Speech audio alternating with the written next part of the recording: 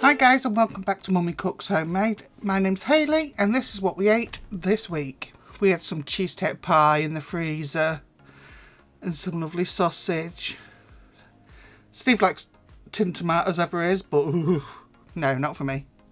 This was just some quick and easy chicken wraps. Busy days after school, guys. Although they've got a week off next week, haven't they? That was Steve's puka pie and chips. Oh yeah, this is sausage and egg pie. Already cooked eggs. That's a 6-inch tin I've bought for this size of pie, and I've lined the bottom. So my pastry has been chilling out. I know, guys, homemade pastry get me. But if I'm going to have a pie, I want a savoury pie, that is. A sausage pie. I want my own pastry.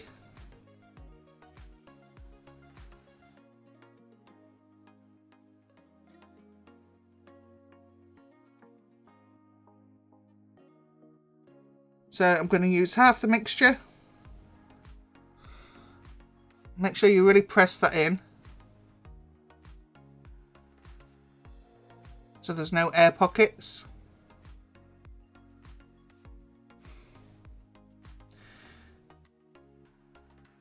Now I should have peeled the eggs before, but whatever. I'm peeling them now. So give them a peel, give them a rinse, because you do get the odd bits that stick to them. I mean, I don't eat eggs, so if I get egg in my piece, I'll just pull it out.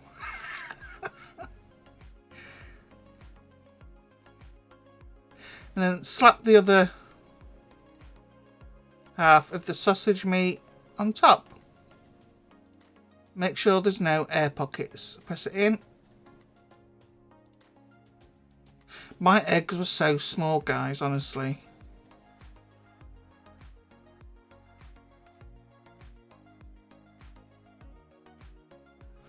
Two large eggs would have fit in this no problem, but my eggs were just tiny.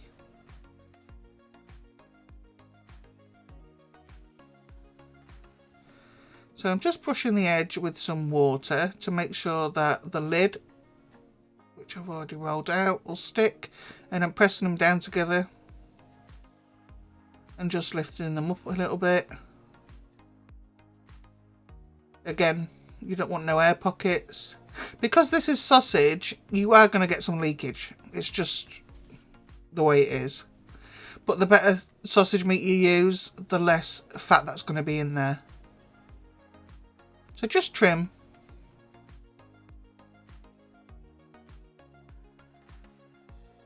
Trim off the excess at the sides.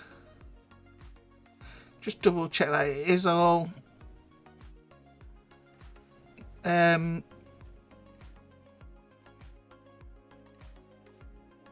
together at the edges. Couldn't think what I was trying to say then. And put a couple of breathing holes in there, because you don't want it to steam. You want your pastry to be crisp. Now I put mine on gas for an hour, checked the temperature, and made sure it got up to the minimum temperature.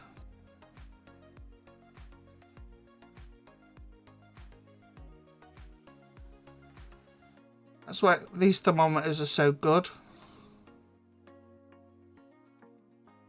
Because that's a thick piece of sausage inside there. So, got it out the tin. That pastry is nice and cooked, look.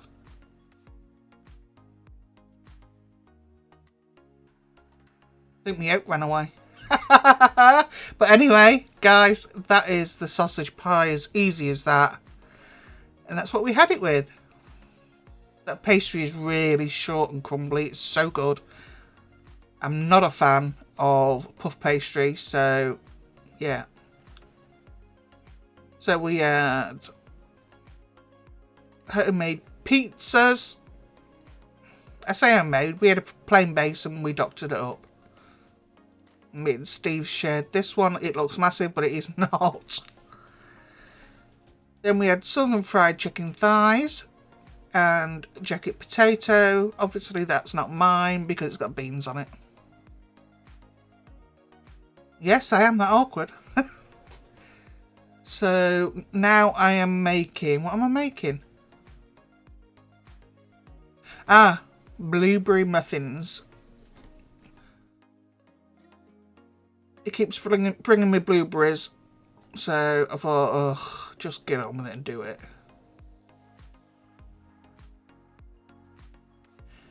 So plain flour, some sugar, baking powder, and salt is your dry ingredients. Wet ingredients, 2 eggs, vanilla, oil and milk.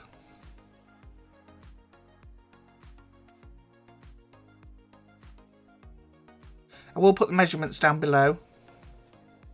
They might not be there as soon as you watch the video, but they will be there.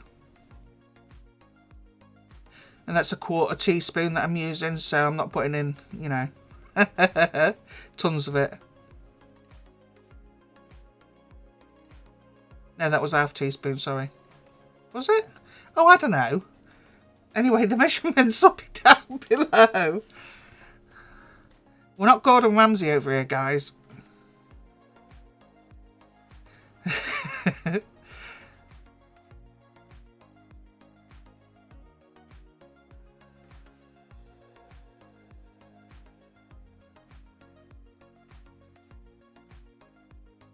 Some oil.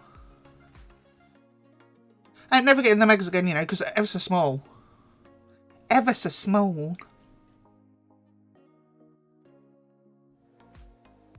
Look at that. Look how small that was. It was like a little tiny hummingbird egg.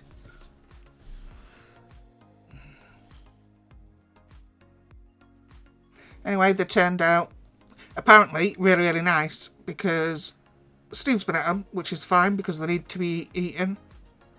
Amy wants one for snack this morning at school and she wants one in a pack up for a pudding. Caitlin wanted to take 2, but she's got one for a snack. So yeah, they're not going to last. I would say by tomorrow they'll all be gone.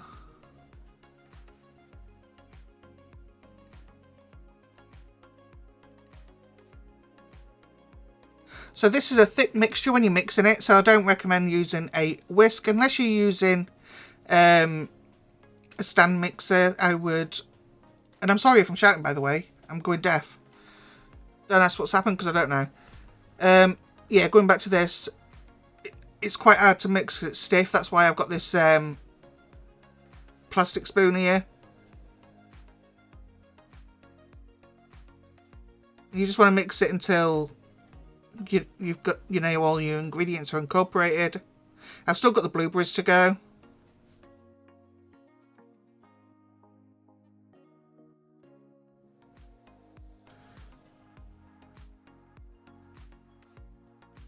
I can still see bits of flour, so I'm just making sure that I'm scraping the bottom of that bowl. I didn't want to get my mixer out for this when it wasn't a difficult job, you know.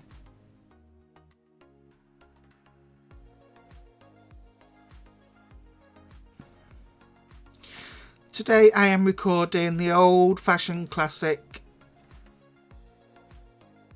steam pudding, the sweet one. We don't see enough of them on here, guys. So I am going to record that today. I'll just pop it in next week's Meals of the Week.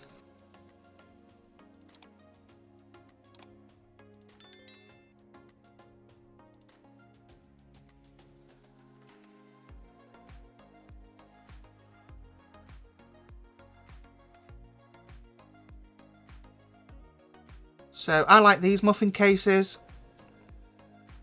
They allow for you to put more in to get bigger muffins.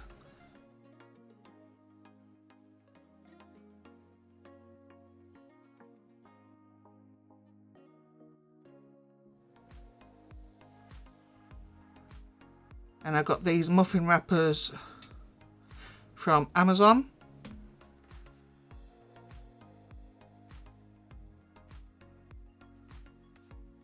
Because I do think if you're going to have a muffin, then have a good sized muffin, you know. I know in the States and that muffins, you have them for like breakfast and stuff, don't you? That's not really a thing over here. They're seen as like a sweet treat. So Amy has found me in the kitchen and is putting over some raw cane sugar. And this is going to give it such a nice crispy top, crunchy top. And underneath is going to be so fluffy. Look at them, guys. Look at them. You can see that's all crispy on the top, but the bottom is super soft. Underneath that little bit of crispy top, it is super, super soft, look. You can see one is already gone. Steve's already been at it. I'm showing you how soft it is. I turned it over because it's got that crispy top look. If I tried to cut it from the top, it would probably just like caved in. You know what? Most of the others, the blueberries didn't go to the bottom of the pan. Trust me to show you the one that did. So anyway, since first thing, I've had a turkey thigh in the slow cooker. I'm just scraping off all that scum and stuff at the top. You don't want that.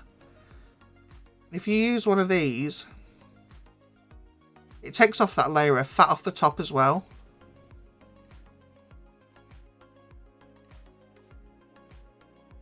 Can't remember what you call it. I just call it my skimmer.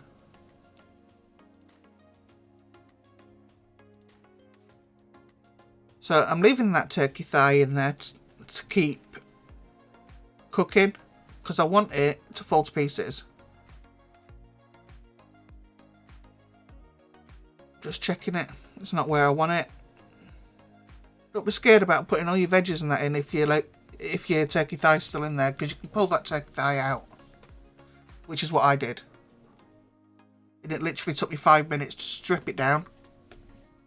So I'm popping in my carrots.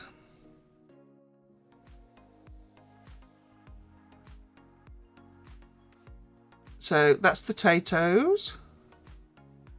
Taties, potatoes, tatties, whatever you call them, wherever you are. I do like to use baby potatoes in a stew because then they don't fall to bits. Because you've got the skin holding them together, and the skin on these is negligible, I think. You don't even notice it.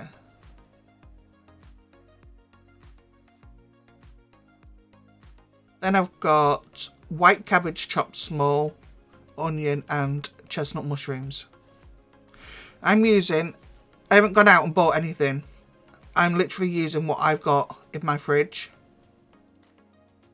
And that's what stew's meant to be about. Rustic. It's what you've got. Use up your leftovers and chuck them in.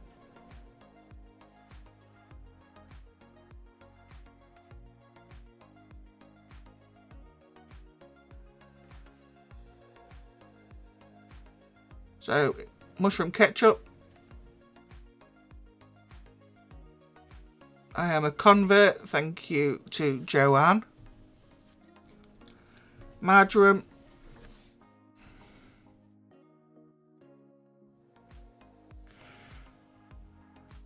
We want a good amount of garlic paste as well. Remember, this is a great big 6 litre pot, so that's not a lot of garlic paste really. It was a tablespoon.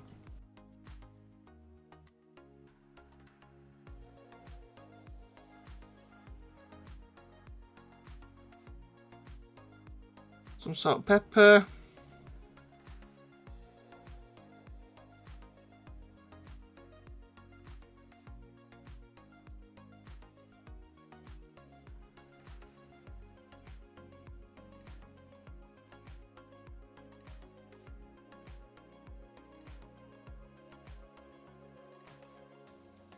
Put the lid on, and away we go.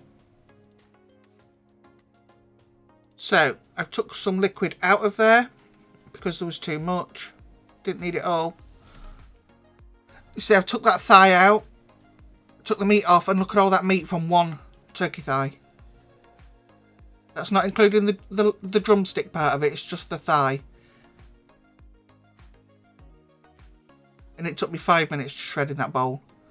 Straight from the multi-cooker. 2 forks, and it's shredded up beautifully. Now this is going to carry on cooking. I haven't shredded it into like fine pieces, because as it's cooking further it'll just do that anyway.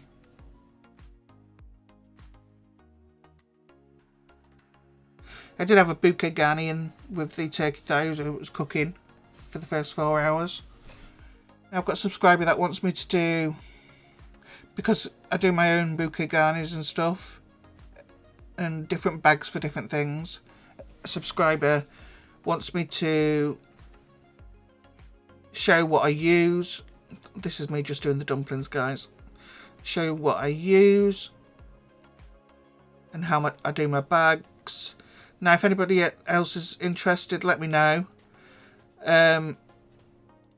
Because it doesn't seem worth adding it into a video if it's only for one person.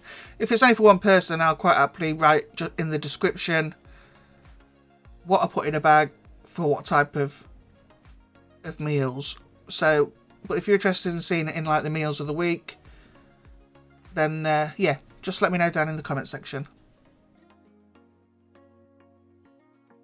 Waste not, want not, get off my finger. There you go. And we just cook said dumplings. And we're going to have crusty bread as well. I think we're having the the Philly cheesesteaks this week, so I'll record that too. I mean, there's probably not an American alive that's not eating a Philly cheesesteak, but this is just our take on it over in England, because we don't get that sort of thing over here.